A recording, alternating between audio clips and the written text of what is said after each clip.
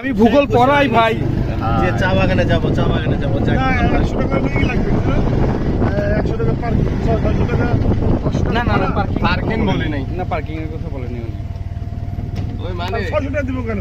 রামো সমনিতে আসা যাওয়া 500, সমনি থেকে এদিকে আসা যাবো 100 বলছে।